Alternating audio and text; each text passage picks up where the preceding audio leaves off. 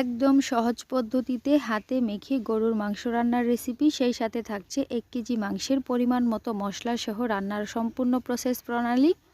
আসসালামু আলাইকুম viewers, welcome back to my channel small কিচেনের পক্ষ থেকে আপনাদের সবাইকে স্বাগত জানাচ্ছি। আসছে ঈদুল ফিতরে এভাবে মাংস রান্না করতে পারেন একদম সহজ পদ্ধতিতে, খেতে কিন্তু অনেক বেশি মজার হয়। বাসার ছোট বড় সবাই খেতে খুব বেশি পছন্দ করবে, একদম আঙুল চেটেপুটে খাবে। সহজ পদ্ধতিতে আজকের মাংস রান্নার রেসিপি দেখিয়ে দেব। অবশ্যই পুরো ভিডিও জুড়ে আমার সাথেই থাকবেন, সেই সাথে আমার চ্যানেলটি সাবস্ক্রাইব করে দেবেন। আর যারা অলরেডি আমার চ্যানেলটি সাবস্ক্রাইব করে দিয়েছেন তাদেরকে অসংখ্য ধন্যবাদ জানাচ্ছি। এছাড়াও আমার চ্যানেলে আরও বিভিন্ন ধরনের রান্নার ভিডিও আছে, সেগুলো দেখে আসার অনুরোধ রইল। কোনো ভিডিও ভালো লাগলে আপনার ফ্রেন্ডস এবং ফ্যামিলির সাথে শেয়ার করে দেবেন। তো চলুন তাহলে আমরা এই মাংস রান্নাটি করে নিই। এখানে আমি প্রায় 1 কেজির মতো মাংস খুব ভালো করে ধুয়ে নিয়েছি। আর কড়াইতে আমি পরিমাণ মতো তেল দিয়ে দিয়েছি, সেই সাথে 1.5 চা চামচ রসুন বাটা, 2 চা চামচ আদা বাটা দিয়েছি। এখন হাফ কাপ পেঁয়াজ কুচি দিয়ে দিলাম, আপনারা চাইলে পেঁয়াজ বাটাও দিতে পারেন। এরপর বাকি মশলা অ্যাড করছি। এখানে দিয়ে দিচ্ছি আমি মরিচের গুঁড়া 1.5 চা চামচ, ঝালটা আপনাদের পছন্দ অনুযায়ী অ্যাড করবেন। দিয়ে দিচ্ছি হলুদের গুঁড়া হাফ চা চামচ। এখন দিয়ে দিচ্ছি চামচ ভর্তি করে ধনিয়া গুঁড়া 1 চা চামচ, সেই সাথে জিরার গুঁড়া 1 চা চামচ। এবারে গরম মশলা বাটা দিয়ে দিলাম পরিমাণ মতো, চাইলে এর পরিবর্তে গোটা গরম মশলা অ্যাড করতে পারেন। পরিমাণ মতো লবণ দিয়ে দিলাম, সেই সাথে 2টি তেজপাতা মাঝখান থেকে ছিঁড়ে দিয়ে দিলাম। এখন এই মাংসের সাথে মশলাগুলো খুব ভালো করে মাখিয়ে নিতে হবে। এই কাজটা কিন্তু একটু সময় নিয়ে করতে হবে। যত বেশি মাংসটা মাখাবেন মশলার সাথে, খেতে কিন্তু অনেক বেশি মজার হবে। সেজন্য একটু সময় নিয়ে খুব ভালো করে এই মাংসের সাথে মশলাটা মাখিয়ে নিতে হবে। আমি বেশ কিছু সময় ধরে মাখিয়ে নিচ্ছি, আর চাইলে কিন্তু মাখিয়ে এভাবে রেখে দিতে পারেন প্রায় আধা ঘন্টার জন্য, তাহলে কিন্তু আরও বেশি ভালো হবে। যদি হাতে সময় থাকে তাহলে অবশ্যই চেষ্টা করবেন আধা ঘন্টার মতো মাংসটা মাখিয়ে তারপর রেখে দেওয়ার জন্য।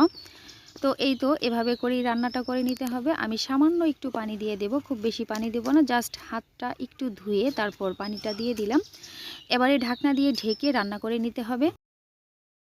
মিনিট 5 রান্না করার পর দেখবেন যে অটোমেটিকলি মাংস থেকে পানি ছেড়ে দিচ্ছে। আর এই মাংস সেদ্ধ করার জন্য কিন্তু আগে থেকেই পানি অ্যাড করা যাবে না। মাংসের গা ছেড়ে যে পানিটা উঠে আসবে সেই পানিটা দিয়েই মাংসটা খুব ভালো করে সেদ্ধ করে নিতে হবে। এতে করেই কিন্তু মাংসটা প্রায় 50%-এর উপরে সেদ্ধ হয়ে যাবে।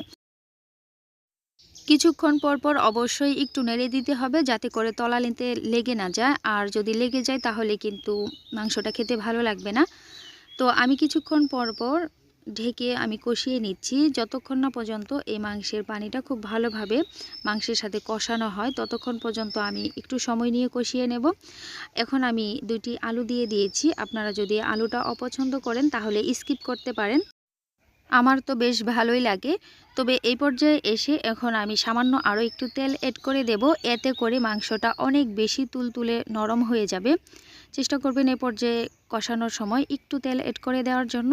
এরপর ঢাকনা দিয়ে ঢেকে আমি আবারও খুব ভালো করে কষিয়ে নিচ্ছি। আমি প্রায় 5-6 মিনিট পর পর কষিয়ে নিচ্ছি, আর মাংসটা মাঝে মধ্যে একটু নেড়ে নিচ্ছি। আর দেখুন মাংসটা কষাতে কষাতে পানির পরিমাণটা অনেক বেশি টেনে এসেছে। মাংস রান্নার ক্ষেত্রে যত বেশি সময় নিয়ে মাংসটা কষিয়ে নেওয়া যাবে, খেতে তত বেশি সুস্বাদু হবে এবং অনেক বেশি মজার হবে।